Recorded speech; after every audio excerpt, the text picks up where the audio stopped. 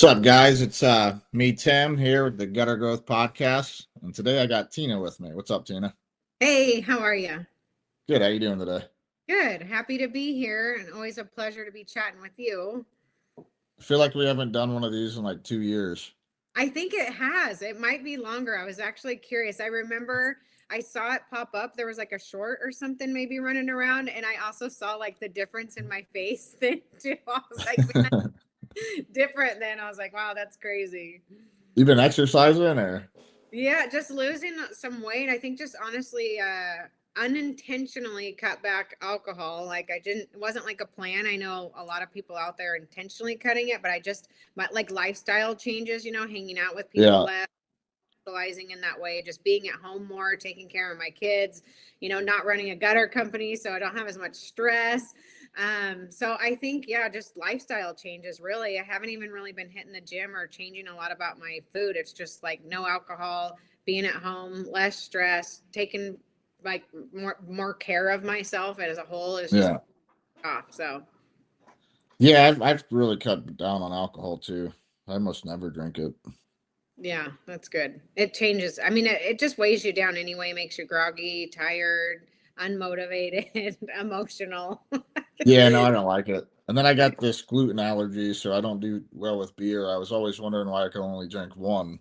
So I would drink one and I couldn't drink anymore, but it was because I was allergic to You're it. no, we're not having this. Yeah. Too So fun. good Sometimes deal. So jealous. you're doing a lot more coaching with your time now, huh? Yes, that's really primarily just what I'm doing, and I really enjoy it. And I was kind of nervous, if I do more of that, will I lose like the passion behind it? But honestly, it just keeps the passion alive. Like I really enjoy hearing it. I like staying fresh in the industry and what people troubles people are facing, and the price of material going up, and now more than ever, I do feel like it's a great timing because I think you and I and a lot of people in the industry have always known our industry needed to grow and level up, but it's taken literal years for I feel like people to hear and what we've been saying. And now I feel like the time is now. Like the industry is getting smarter. People are leveling up. Their branding, their understanding online presence and Google AdWords and PPC and Google reviews. And it's like, if you don't stay ahead of the competition now, like you're going to get left behind. So I think now more than ever, coaching is even more exciting because people are excited about actually doing something about it now. And I just got off a coach call before we hopped on here, and it's exciting because you get to kind of lift up the blinder spots, right? Because we all get involved in what we're doing, and we kind of get like a tunnel focus, and we don't see what we don't see, and sometimes someone coming on the outside that's had that experience before, they could kind of look at the situation and help you see the things that you're not seeing that would like drastically change a lot if you just implemented it. So Yeah. it's always exciting when you get a chance to do that, and then you see it happen. They change some things, and it's like they start growing, and it's And then you they kind call of you get. like, hey, I tried that thing that you mentioned and it worked. And I'm like, yes, like so proud of you for like trying it. Because honestly, how many times do we tell people like, hey, do this, do that? You tell them exactly what to do and they don't do it. So I when know. somebody executes what you advise them, it feels really rewarding. I'm like, oh my gosh, thank you for listening and executing it. Like implementation is literally key. Like we can all tell you what to do all day, every day, but if you don't do it, it's not going to change anything. A lot of people complain about like the younger generation, like, oh, they don't want to work. I just That's all bullshit. Like I'm seeing these kids that are. I was in an elevator at an event that I went to a couple weeks back. It was a Christmas light event, but there's this like 19-year-old kid in the elevator, and I'm just mind my business going down the elevator. But he's like, I know you. I watch your videos. I'm like, oh, okay, cool, man. And he's like, yeah, man, I listened to your video about how you marketed the Christmas light company. And he goes, I did all that stuff, and this kid's like 19. He did 179 grand his first season, and you're talking about in 11 weeks, and this kid's 19. Wow. And I'm starting to notice I like teaching a lot of the younger guys because they just listen. It's just like they don't have like all this other stuff. Like they just listen and execute, and they get a lot of results because of it. And it's just we can learn a lot from some of the younger guys because they don't have I don't know. Just It's sometimes almost some like people. they've had a lot of other impressions. Like when you're older, you've been told a lot, you've mirrored a lot, you've had your parents, your uncles, your best friends, and you watched how everybody else did something and you thought, oh, that's the way. Or they're like corrupted, almost like, installers, right? People always say, would you rather hire an experienced installer or a green one? And we're always like green all day long, because you don't want all their preconceived notions about how things should go. So I No, think no, it's so true.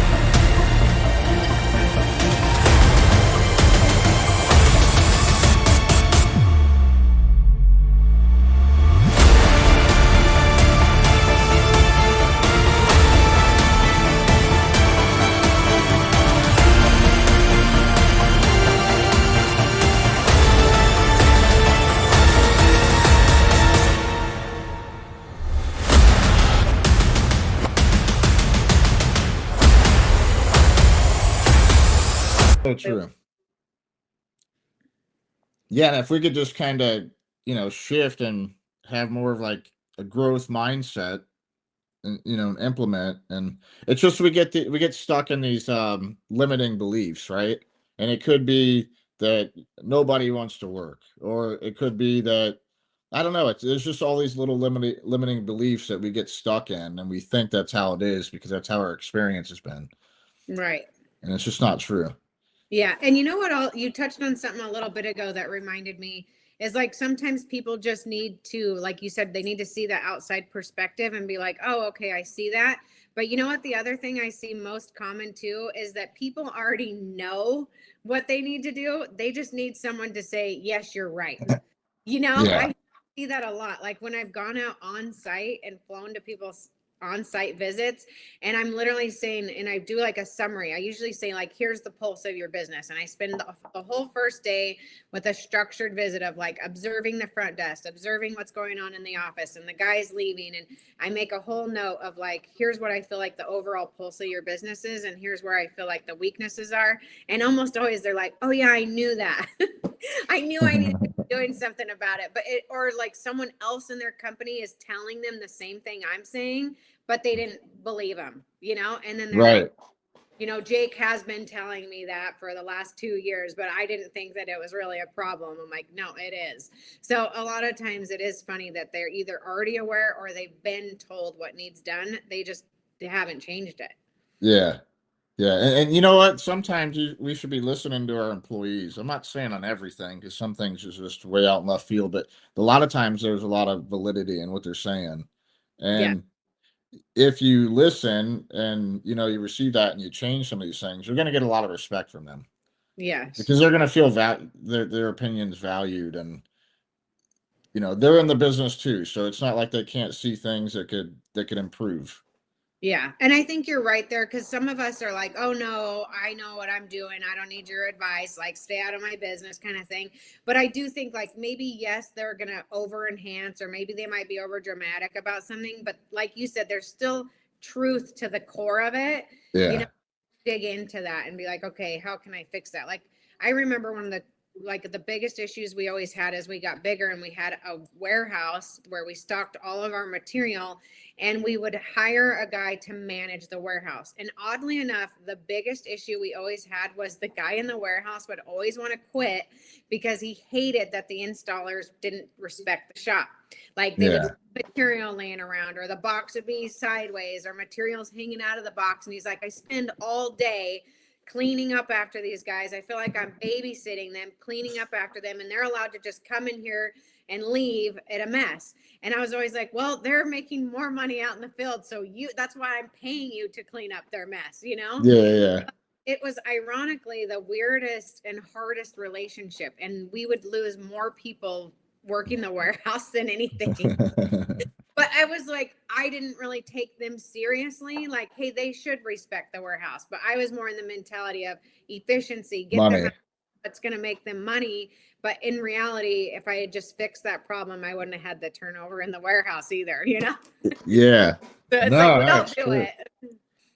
So let me ask you, when you do go in and sit and kind of observe a business from the admin perspective, what is like one of the one or two most common mistakes that you see or things that can be shifted that are very impactful if they change it? Yes, I would say one of the most common and biggest mistakes is people bring employees on, but they don't give them any expectation really of what their role is. Everyone is in a scramble, it feels like, when they hire their first admin, and you're drowning already. You're not answering the phone, and you don't even have time to teach them properly. So I feel like what happens is that person gets thrown into the mix. They're not really given any proper training or SOPs. Like, most people that work the front desk have no idea how often they're supposed to call even a new lead back. Like, most Mm. people, There's no it's like, protocol for it. yes, it's like they'll take that initial phone call, or maybe they miss a call and it's a voicemail, right? They call the customer back, hey, we missed your call, call us back. That's the one and only time sometimes that person ever even makes contact. And I'm like, well, did they follow up again? Like, how much money did you pay for that lead? Like, there should be a sequence of how many times that person calls. There should be notes in the CRM of what was said on phone calls. And all honestly, it's just that. There, like, it stops with, hey, answer the phone, and there's no training, there's no expectations, there's no protocol or procedures of how to handle it from there on out. And then in conjunction with that, I would say is there's zero accountability. Like, Hmm. nobody goes back to manage now what's being done. Like, nobody goes to see, are there notes? How many times did you call this person? How many, like, what is our booking rate, right? Like, if you get 20 calls in a week, how many of those are actually booked as a quote? You know, nobody tracks that. Yeah. And I mean, I just ran the reports for Griswold's, and it's like, depending if it came in on a form or if it was a phone call, or depending if it came on Google or Facebook, but I was paying anywhere between 60 to $108 per lead. You Yeah. know, the phone calls were more expensive than the forms, but listen, you're paying a lot of money for these calls. So I mean, if you're not following up with them over and over and over again, you're Yes. really throwing away a lot of money. So that's huge. I didn't think about that as being something that was one of the biggest mistakes. Yeah, it really is. And it's anywhere from a really small company to some of the biggest companies I've been to. It's the same problem. And I'll say, you know, well, how often, and I'll ask them first, I'll ask the employees before I go and I give my summary, right? And I say, what is your procedure for like the sequence of how many times you call? And is it a call? Is it an email? Is it a text? You know, tell me what your process looks like. And they're like, oh, I don't know. I just call and leave a message, and I'm like, if they don't call back, what happens? They're like, I don't know. I mean, like, everybody says that. I'm like, wow, this I is crazy. I always have my office manager text. She's mine's great. She does a lot of follow up, but I Yeah. always have her text too, because it's like, literally, I don't know about you, but I do not listen to voicemails. I got no time to listen to a voicemail. I haven't listened to voicemails in 5 years. Yeah. So I'm not the only one. Have you ever like been on a way to an estimate and you call the customer and they don't answer, but then Yeah. you text them that you're on their way and all of a sudden they answer your text? Yes. So it's just, people don't want to be on the phone anymore. No. So And if you're not if even you're like, not texting them too, like yeah, you're missing out. totally. And honestly, I feel like it's also reading how they inquired. Like you said, did they call? Did they submit a form? Did they, you know, it's like people want to be communicated the same way they reached out. So if someone goes online and sends you a form at 10 a.m., they don't want you to call. Yeah. Like, they specifically avoided calling you. And then when people call and say, hey, I received your form, it's like, they're like, great, reply to me online, right? Or I would have just called you. You're open, And so I think it's like sometimes communicate with people the way they're communicating with you. If they reached out to you online, reach out to them digitally. Like not everybody is old school and is expecting a phone I've call. had customers that were strictly all email. It's Yeah. just all email. You're dealing with them. It's And so just they like to have that paper trail, right? They want to be able to go back and look at the conversation. I mean, in case they got to sue you. yeah,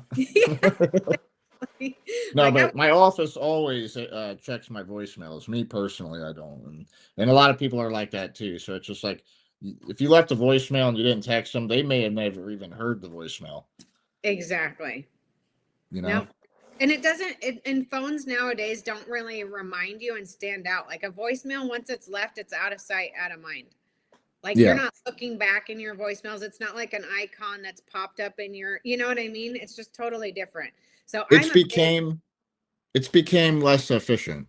yes, for sure. And I do think that people having programs in place, like whether it's Hatch or Nice Job or whatever it is, but I do feel like either having software or a CRM that's going to do text communication.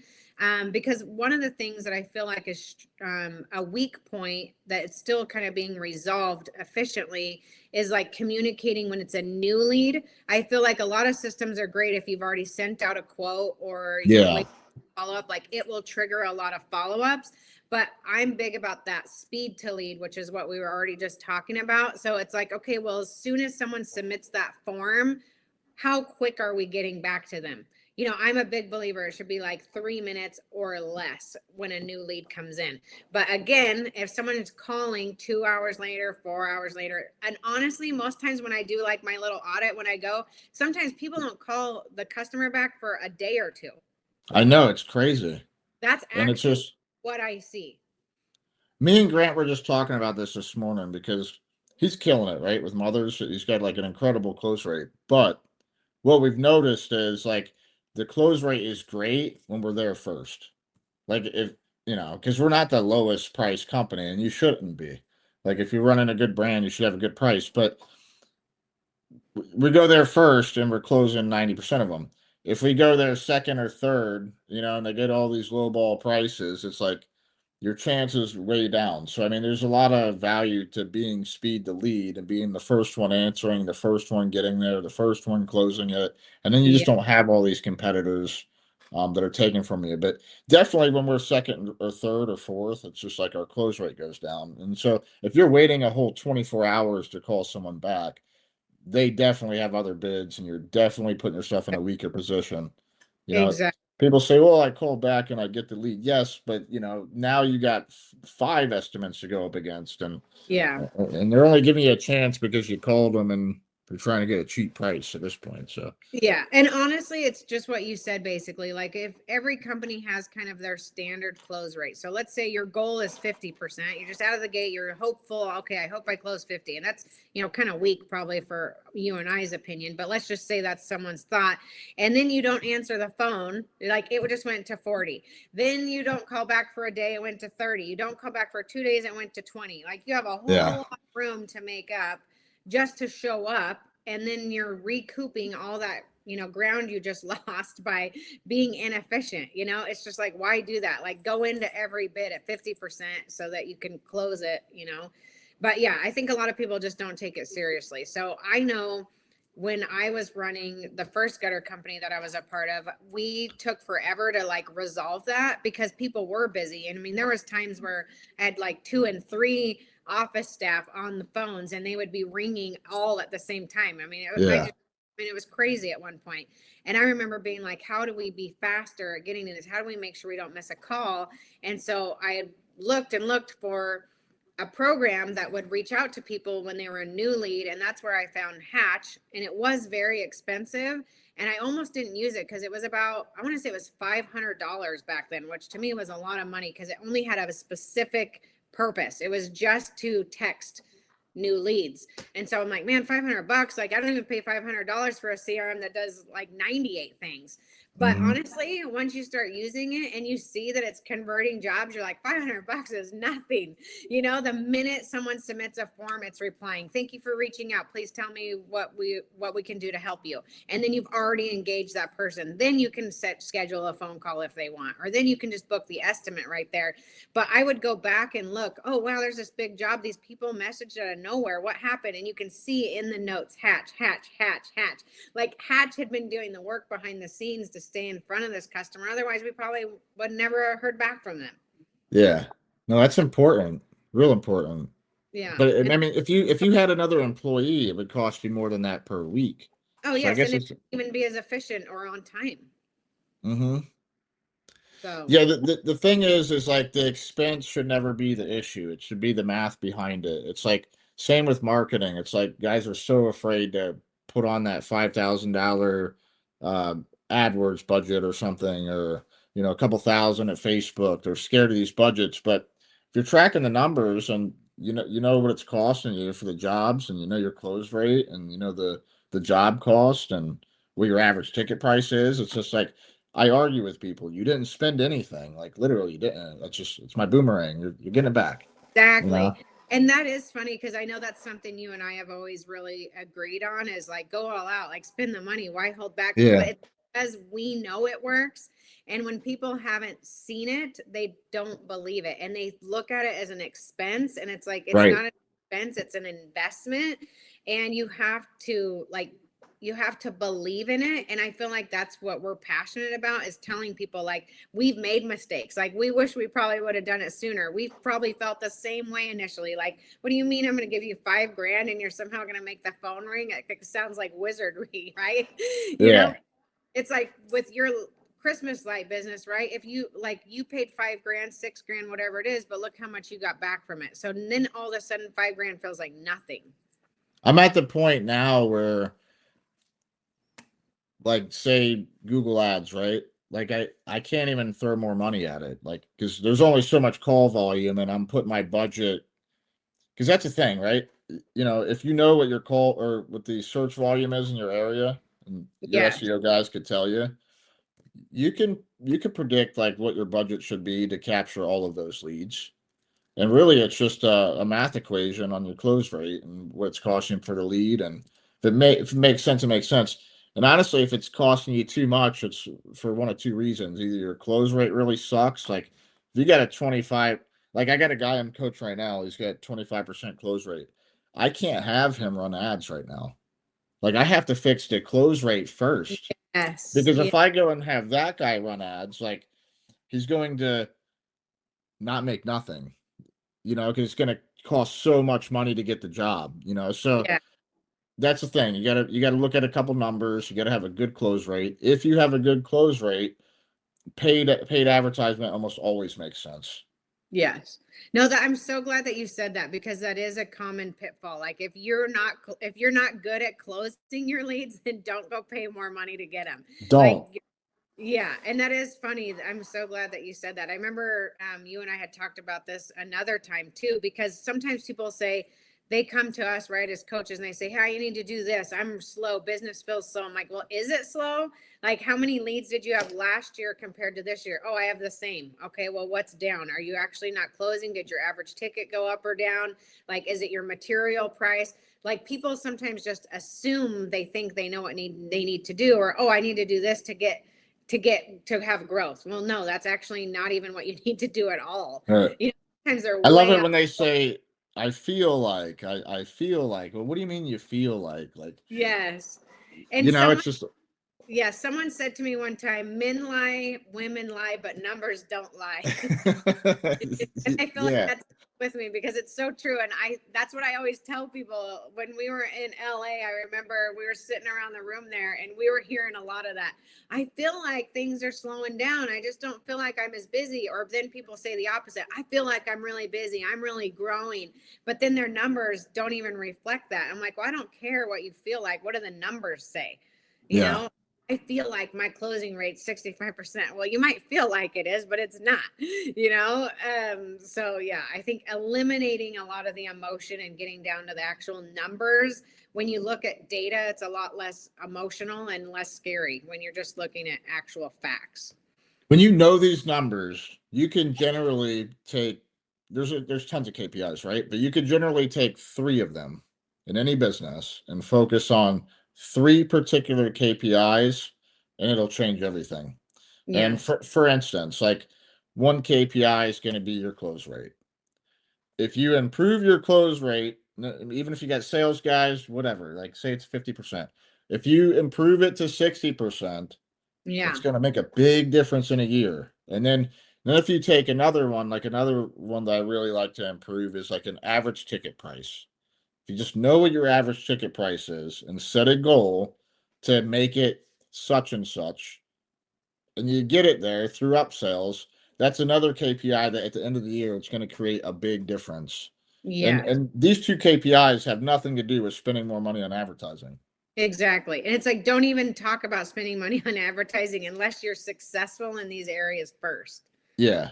If you Yeah. don't have a good close rate, work on that before you go spending money. And like, if it's a weak point, like, read 5 books on sales. Like, pick 5 books and read 5 books on sales. Like, start watching videos on sales. Like, kind of dig yourself into just learning about sales if that's your weak point. And I'd argue you can't read 5 books on sales and not come out a better salesperson. Right.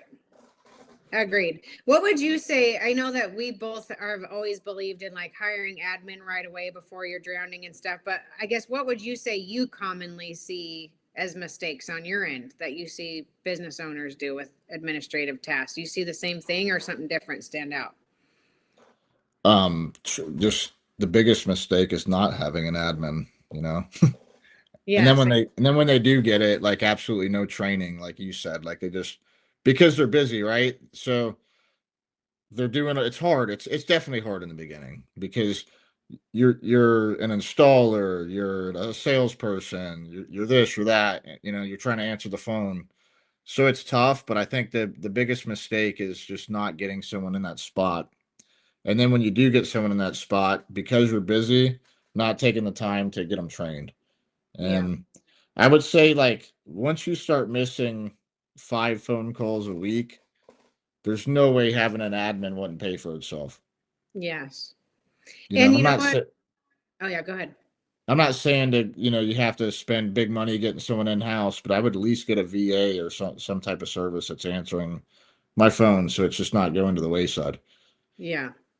I was just going to add to that as far as like missing phone calls, it's also the if your service is lacking even when you're answering the phone, like nothing drives me more crazy than to be around someone. I hear them answer the phone and say, I'm driving right now. Is there any way you can text me that? Like, ugh, it just like kills me. I'm like, that sounds so unprofessional. Like, you're now putting them to work. Like, they just called you to help them. And now you're like, can you do a favor? Can you actually type all that up and text it to me? And then I always think, well, how many people don't even end up texting you? Like, you get busy, Yeah. do something else, and you don't call them back, you don't follow up with them. And also, why don't people say, hey, I'm going to text you as soon as we hang up. I'm going to send you a link to book an appointment with me. Like, why aren't we at least saying that? Like, why is it like, let me give you a job to do after you just called me? Like, I cannot stand that. I think it's always bad to put them to work. And, like, for instance, you could be in a gas station, or when I like to train my guys that when someone comes up to them, say in a gas station or they're on a job, you don't just hand out the business card. You don't say, "Here, call me." Because that call's like 8 out of 10 times just not going to happen. They lost that card, So what I like them to do is, like, take the information now. Like, let me go ahead and get your name, email address, and, Ex- all the things that we need, and then that's going to go to the office, and that estimate's going to get scheduled right away. yeah, I love that. I had someone ask me something the other day, and I want your opinion on it. Someone said, how do you feel about when your lead installers are out on a job and the neighbor says, hey, will you give me a quote? I'll tell you what I said, but I'm curious, what do you believe in that? What's the question again? The question is, do you let your installers like give quotes to the neighbors and stuff, or do you say, hey, call the office and get scheduled for an estimate? Or do you like your installers to give estimates if people ask next door? So I'm not saying I've never had an installer that was able to give estimates, but it's just I didn't do it. I had two sales guys pretty much at all times, and what I would do is just have them take the information down so we had it all, because I the whole call the office thing, they just don't get called. So they have them take down the information and call the office immediately. And then like literally that customer is going to get a call within 5 minutes from the office. So there's not all this time lapsing by. Like I'm trying to get that person on the schedule right away. And then I'll send out the salesperson just because they're installing a job, and they just feel the Yeah. salesperson, they're trained in the CRM how to do it, and it's just done a certain way. Now Yeah. I do have my crews do upsells, and I'll give them a percentage of the commission on an upsell. But they're calling the office, and the office is doing a change order, and then doing it all through the CRM. Right. Doing it correctly. Doing it correctly. Yeah. Okay. Yeah, and honestly, that's pretty much what I said. I said if they're trained how to use the system, like if I use Jobber and the neighbor asks, like if that installer is actually going to physically go into Jobber, put their name, address, email, create an estimate, send it out. If they're actually trained to do all that, then yeah, go ahead and let If them they're know. trained, yeah. Yeah, but if, Yeah. then like, what are you even doing that for? Like, I mean, I don't like blowing them off either and saying, oh, yeah, call the office. But I like what you said. Hey, let me get your information. I'll have the office call you. Because also, when they're installing and they're paid commission, they're not going to want to spend the time with this homeowner. They're like, I might not even install this job. So why do Yeah. I it gets sold? I need to go back over here and make money. So they're just not doing the full thing. And sometimes people will say, well, what if it's just like a quick repair? I'm like, well, yeah, but what if you send a properly trained salesperson out and they turn that repair into a full wrap? Like, Yeah. are you really helping the homeowner by like letting someone that isn't educated or trained properly like help them, I've So even made mistakes by turning or trying to turn installers into sales guys. Like 'cause some of them have this fantasy of wanting to be a sales guy. But a lot of times like it just doesn't translate. Like it just, even though they know gutters, yes. it just doesn't translate. Like I must rather have someone that like literally this is what they do. They've always been a salesman. They are a salesperson. And Yes. It's just a totally different skill set. Like, yes, you know what's going on with the fascia board and the roof line and all that, but like learning people, like what's important to them and what they're concerned about and what problem are you fixing, and, reading people's body language, like that is not what an installer even needs to be like. So why try to spread yourself thin and, do something that you're not used to now doing? upsells are different. And the reason why they're different is because psychologically, like when a sales guy or an estimator comes to a house, like the people kind of know that they may get sold here. You know what I'm saying? But when it comes to an installer, they're not looking at that installer as a salesperson just trying to get more money out of them. They're looking at as an expert or a technician that sees a problem, and they're pointing out a problem. And of course, like I want my problems fixed. So they almost always will get the upsell.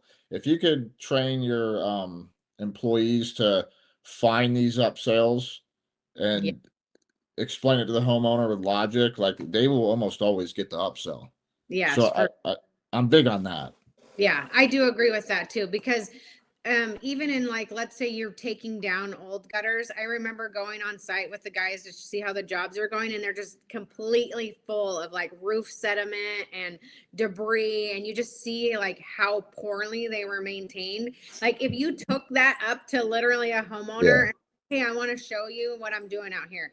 Like homeowners do not look in their gutters 9 times out of 10. They have no idea what it looks like in there. So if you Yeah. physically show them, hey, look at all the debris in here. Look how long this has affected it. It's created sagging and pulling on your fascia, which allowed water to get back there. Like I really recommend we look at getting a cover on here, because these these weren't cleaned regularly, and we want you to have the most longevity out of your system. So I really recommend you getting covers. Like, they're way more likely going to be like, oh, wow, I'm literally physically, I cannot deny that I need them, Yeah. like looking right at it. Way easier than like being an estimator. You see it. I've even when I was estimating, I would show them pictures of what it looked like, and it did help, but it's still different to see it physically in front of you. Yeah. No, it's true. It's true. So I'm a, Late leaf cards, I like having a couple boxes on the truck so that way, like if they do upsell it, it's there. yeah. Same with like splash blocks and um the only thing that I may not have on the truck is like underground drainage or something. We could reschedule that. Something crazy. And Yeah. that's gonna add more time, a lot more time. Yeah, that makes sense. So tell me a little bit about your like branding story. Cause I know like I'm huge on branding.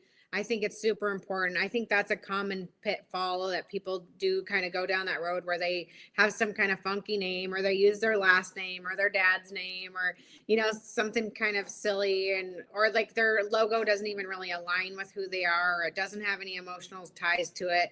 And I feel like I do remember hearing a little bit about your story and your brandings, but remind me of that because I can't quite remember that little journey of yours. So I mean, yeah, no, this is going way back. I maybe had Gutter Pros for like 2 years, and my branding was pretty much just the name and a number and black lettering, huge Yep. black lettering, but And did you start a trailer? yeah, yeah, I Yeah. started with a trailer. And then John's like, yo, your brand sucks. So we created a nice logo, and I didn't have the type of brand that was fit for a mascot or anything, but I had like a really clean professional look. It probably fit more businesses, more of the 10-year ago era. I'd probably do things differently nowadays, but Yeah. I had a nice, clean, high end look, and it ended up putting me in the position to be able to start commanding, $100 or $100,000 copper jobs and that type of thing. I was looked at as like the high end company, and my appearance was that way, and the feeling was that way, and the Yeah. work that we did was that way, and so it's just that's when I first started learning about it, and then and then we built Gutter Growth, a powerful brand, and then Mothers and Griswold's ended up being a nice brand. But I got a little story when I started Griswold's. Very first year I started it, I had the good name, I had the website, I had the wraps, my guys were in uniform, and we were doing this HOA job, and I had three of my guys there. The first year I was just dropping off a trailer and kind of controlling the job sites, but also, because I was teaching them how to do these jobs at the time and doing the sales. So I would drop a trailer. So I was dropping the trailer with my three guys, and they were out there getting it. And the HOA president was out there, and he had some other gentleman with him. And he's like, "Hey Tim, how long you been doing this?" And I looked at him like, "This is my first year." He didn't believe me. So he looks at the guy next to him, and he's like, "I think he's joking." And I and I'm like, "Yeah, no, I just played it off. Like I didn't say nothing. I never told Oh him." my gosh, that's funny. Yeah, but it made me think, like, that's the power of proper branding. That Yeah. they didn't even believe I told them the truth. They thought I was bullshitting them because the feeling was like this company's got their shit together. They got good CRM, like they got Wow. someone answering the phone in the office. Like, so it just didn't to him it was bullshit. Like, no That's way. awesome, actually. That's a really cool story. I did not know that. Yeah. That is So but huge it when shows the someone does power it of for you. branding. That's funny. That's pretty cool. But yeah, I am with you 100%. And I feel like even for myself, I knew the importance of branding. I think like you and it is funny. The more we talk, the more like similar we are. Like we knew the importance of branding, but we maybe didn't know how to execute it like perfectly. But you still start, right? We're trying to Yeah. get on the page. And I realized now, knowing what I know now, like 10 years later, that one of the issues I had is like, yes, I came out with a brand. I had full wraps. We did everything what I thought was right. But what I did learn over time, what I was doing is I was changing our branding all the time, like unintentionally. I'm like, oh, Yeah. we had this Treasure Valley like scenic background, which everyone knew I had a reason for why it was there. People would relate to it, whatever. But then over time, I'm like, I really like blue and white. Like now it's just going to be blue and white. And then I like that bold black and white look. Then we started making everything black and white. And then I realized, years later, I'm like, man, that was so dumb. I was just confusing the market. Like, oh, Yeah. what are they doing? Are they black and white? Are they blue and white? Are these three different companies? And I lost, some of that branding ground, probably of like seeing it consistently everywhere. And it just, yeah. So I was like, man, that sucks. I just didn't know. Someone You have to learn, but someone asked me the other day, should I change the color of my shirts? I'm like, does Coca-Cola change the color of their cans? I mean, what are you talking about here? yeah. You know? So true. They might do like black and red and black, or like, but it's still black and white and red or whatever, it's like, it is what it is. Yeah. Yeah. No, it's important, and even more so nowadays, because when I read marketing books, because I used to read a lot of marketing books, and I still do, but when I was reading a lot of them was like when I was first getting into business, and maybe it was guerrilla marketing, or I'm not sure which one it was, but they had the common theme of saying that it took 7 times for someone to see you to remember you. I Wow. mean, I honestly don't believe that anymore. I think it's like 21 times or maybe 32. I don't know.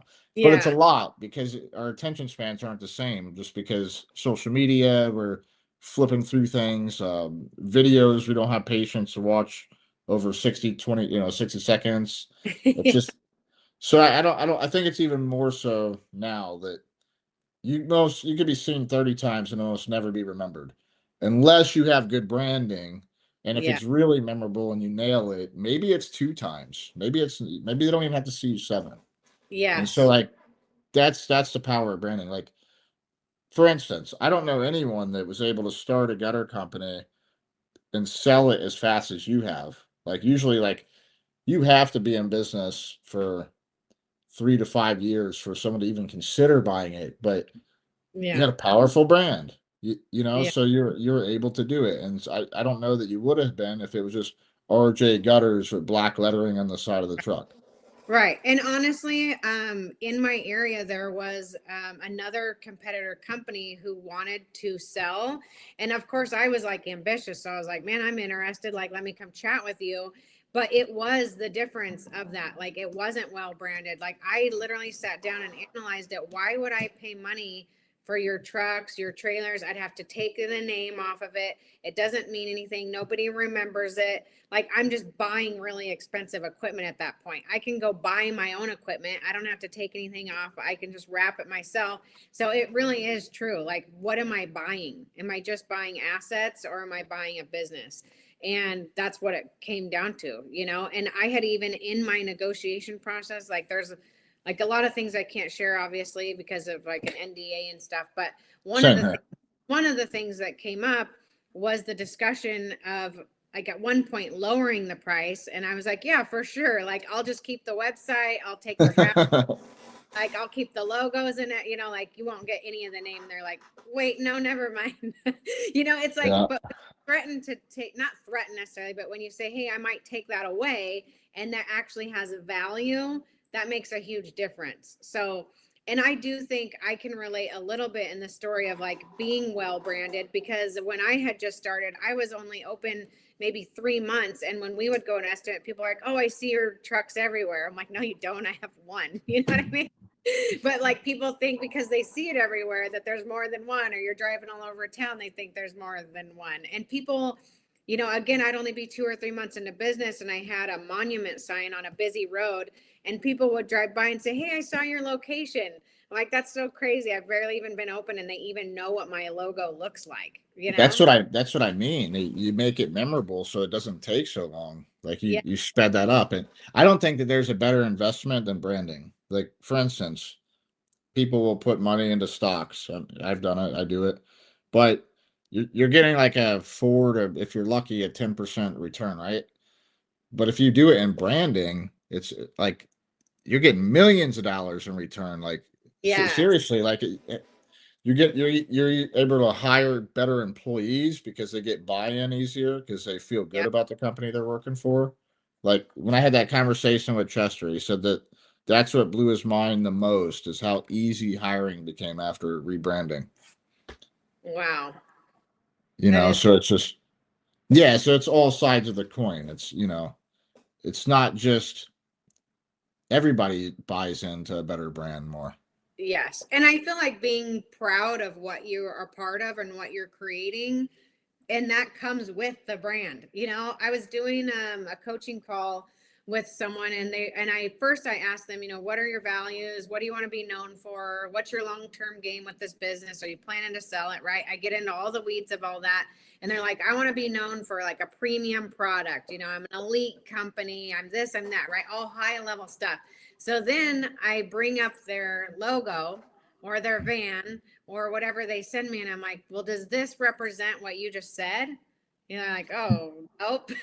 It's like, well, if you don't even buy into that, how's everyone else going to buy into that? You're trying to say you're a premium company with great customer service. You offer, amazing products and great warranties and stuff, but you don't even feel good when I just showed you your own logo. You know what I I mean? know. It's like And you have, please, people, stop. Please stop with the rooftop logos.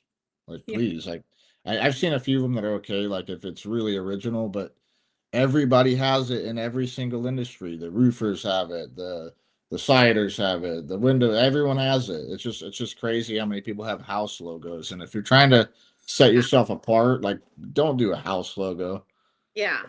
You're just going to confuse the market too. Well, what do you do? Window, siding, roof? Like what are you Yeah. here? Well, it's just they see too much of it. Like if you see it everywhere, it's just how are you setting yourself apart from the same logo that looks the same as that guy's logo and that guy's logo? You know, and it's not even only one industry. It's not like you're just dealing with all the gutter guys looking the same. Like literally everybody looks the same. Stop with the Yeah. house stuff. You Yeah. know. Agreed. It ends in 2026. Yeah, I hope so. Love that. No Okay. doubt. Yeah. So, what do you want to talk about? Well, what else I mean, I feel like we've covered some of the things people commonly do mistakes. So we've got the admin thing. I feel like that's important for people to know. Hire before you're drowning. Make sure that you make time to create SOPs and train people properly when you bring them on board. Then keep them accountable. Marketing is huge. That's, a lot of times people ask me over the last 10 years, if you could do anything differently, what would it be? I hear it all the time. And so that's why when I did start Legacy Gutter Pros, I did everything I've always told everybody I would do differently. And it did really pay off. It worked exactly. And those are some of the first things. I mean, as soon as I was in business, I was hiring somebody to help me 10 hours a week just to answer the phone, input things on Jobber, because I knew exactly, like, if I miss this phone call, that could be $2,000, $3,000. Like, why jeopardize that? It's not worth it. So implementing that immediately. I paid for a professional website immediately out of the gate, professional branding right out of the gate. Like, I didn't care if I had to put that on a credit card or how I had to get the money. Yeah. I was going to pay for itself. And when you can go into making decisions like that with confidence, like we've been talking about this whole call, when you know the numbers, you know the data, like people would probably look at me and be like, you were crazy to literally start a company out of nowhere, like with no money. And I was just, like credit card, because I knew it was going to pay for itself. Like, I'm like, I don't care. I know what's going to take, and this is what I have to do. And I did it like as fast as humanly possible. I mean, I had my van wrapped before I even had the license plates for my van. And people were like, whoa, but I mean, and I think my branding, I was really committed to it being a strong brand, but to be honest, I had no idea what the name would be. I had no concept of the colors or the Phoenix or anything. And just doing a really deep dive of what I ask people, like, well, what do you want to be remembered by? What's important to you? What are your values? By doing that deep work is what evolved to the name, which came up with the Phoenix. And so it all had meaning, which then meant a lot to me, which gave me pride. So then when I would talk to other people about it, you could see my passion about it.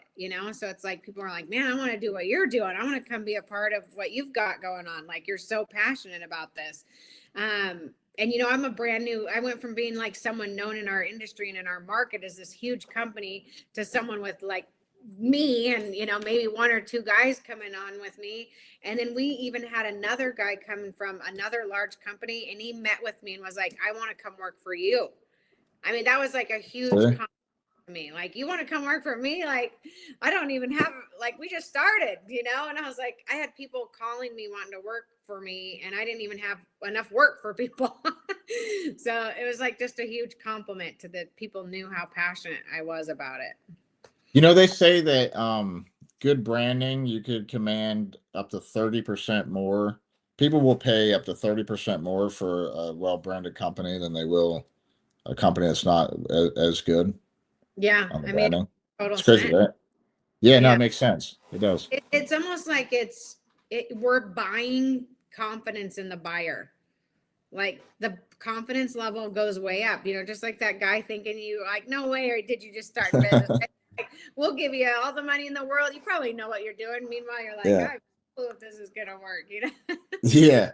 But it's like the confidence like exudes and it will pay off tenfold. It's just like Google reviews too. When you have great Google reviews, like the confidence of that buyer just went up because they're like, I don't have to really dig in as hard and understand, like, are you going to show up? Are you going to be a good company? Like, they get that reassurance right out of the gate by calling you or looking at your website. Oh, 500 Google reviews, 100 Google reviews. Like, oh, I don't have anything to worry about. That just eliminated a ton of worries right there. So that's the other thing I feel like people could really hone in on, is really making sure that they take advantage of that low hanging fruit of elevating like their online visibility, and just reputation alone is huge if they can focus on Google reviews. That's like literally free, like I free know. I advertising you do. know. And it's important, like as people are starting to use AI more, like AI is looking at these reviews. Like if you have mediocre reviews and someone else doesn't, like, and you're not all over the internet, like, I don't know, you just might not get recommended. So it's kind of scary. The next couple of years are going to be scary for a lot of guys that don't catch on to this. Yes, and that's why like the marketing is important. And people will always ask, I think you and I see it a lot in the Facebook groups, like, "Oh, I just started a gutter company, or I've been in business and I'm looking to get more leads. What's the number one way you get leads?" That's what a lot of people ask. And I'm like, well, the thing is being consistent more than anything. Like sometimes people say, "Oh, I did SEO, but they did it for 2 months and then they quit." I'm like, that was pointless. Like, anything that you commit to doing, you have to be consistent on. And I wouldn't spread yourself too thin if you don't have a big budget, but like, again, know your numbers so that you're not guessing. Oh, I feel like a lot of people I'm getting a lot of business off of Facebook. Well, are you or aren't you? Like, you know, like this Yeah. shouldn't be a question. It shouldn't be, you know, you have the data to back it up. So like, why are you even curious about where you should be getting it from? Are you tracking every lead that comes in and where it came from and which ones are converting and which ones aren't? Because you can pay, you know, $3,000, let's say, for, you know, let's say someone's spending $3,000 for Angie's leads and Yelp or something, and the phone's ringing all the time, but none of those leads are converting They to don't anything. convert. Yeah, I'm like, well, they're like, well, I pay $3,000, it works, the phone rings like crazy. Well, yeah, but none of them are buying from you. Like, you know, just go off the data. Like, you don't have to wonder where you should be getting your leads from. I actually signed up for Angie's Leads next year for Griswold. It's crazy because I hated that company, but I did the math, right, and so like I'm in the position where I can't put higher Google ads because those leads just don't exist, and so I need to fish from another pond. And I did the math, and if I can just do 10, if I can close 10% of them, I'm gonna bring in like 50 grand profit. So like but the math for the situation. I'm not saying go sign up for Angie's Leads, but I'm saying know Right. the math so that if you need some out of the box technique and it makes sense, you can do it. Yes. No, I You, totally you agree. know? I feel Yeah. like, and in summary, I feel like we could answer everything with know your numbers and don't hesitate. I mean, really, Don't that's what hesitate. I go all in. Like, And don't. if you have a nice brand, you're gonna feel confident. You're gonna feel good about it. And I think that that's probably gonna translate to when you're going up to the house and Oh, asking for the clothes. It's gonna increase your confidence in yeah. everybody. You know. I agree. Well, I appreciate you coming on here. I had fun. Good talk. Yeah, Um, same here. someone needs to reach out to you. How do they do that? Yeah, probably just through Facebook Messenger is usually like the easiest way. We're all connected on there. So it's best there. Typically, I'll just ask people to like schedule. typically just schedule a Google Meet with them, dive into what's working, what's not working, and just kind of get to know them a little bit and then see what kind of things they need help with. But yeah, I love to help people and just kind of learn and keep myself involved in the industry as well. And I love just being a part of the industry because to me, when I first got into it, there wasn't a lot of resources. I was searching all over, Googling like what CRMs do gutter people use and where's the training at? And there was like nothing. And so now Nothing. I'm so passionate about it and I love going to anything. If there's gutter people there, like sign me up. Are you going to be at the next Gutter Live or Yeah, I think so. you Yeah, in think so? Alabama. Cool. Yeah. Sweet. So planning to hopefully see everybody there. And yeah, I've never been to that part of the United States actually. I travel a lot and I've never been there. I've always wanted to. Where are we going again? It's right. I always say it wrong. I was gonna say Ocean Beach, but it's like Orange Beach. But Orange Beach. it's right below Mobile, Alabama. Yeah. I don't Yeah. think I've been there. It's going to be a first for me. So Oh, cool. Nice. good Yeah. deal. Yeah. Well, thanks for So, having me. no, I appreciate you. If you guys don't follow us, we're on YouTube, Spotify, and Apple. Definitely give us a follow, like, and share. And if you need some coaching, that's what we do. Hit us up at Gutter Growth. And if not, come see us at the Gutter Summit. Thanks, guys. Thank you.